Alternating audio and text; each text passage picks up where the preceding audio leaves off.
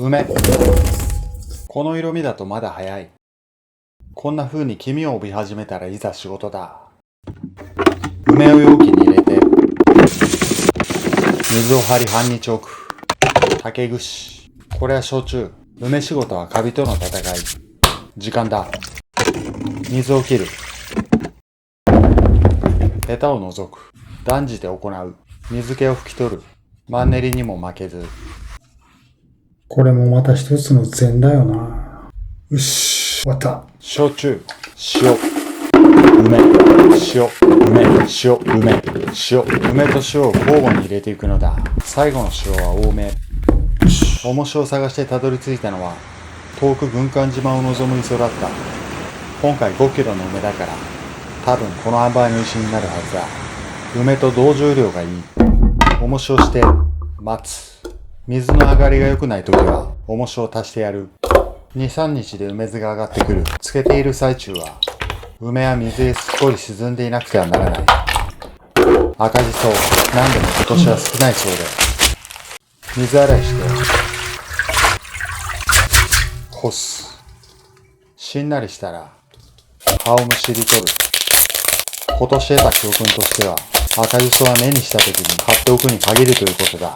塩。じっくり揉んでいくと、しそは次第にうずくまり、絞ればアクがにじみ出る。捨てる。再度塩を振り、強く揉んでいく。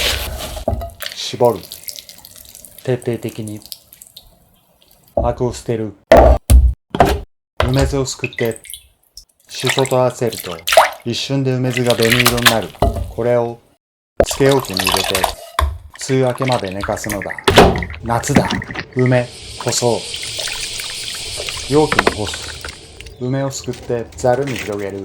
重ならないように。日が沈んだら、梅を取り込み、容器に戻す。これを3日繰り返したら、梅干しの完成だ。いただきます。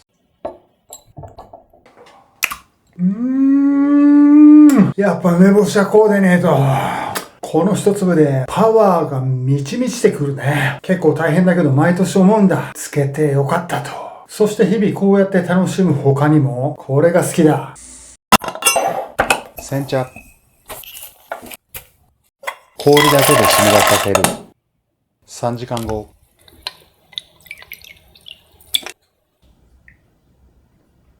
おー。梅干しの種を抜き、かつぶしとわさび、叩いていく。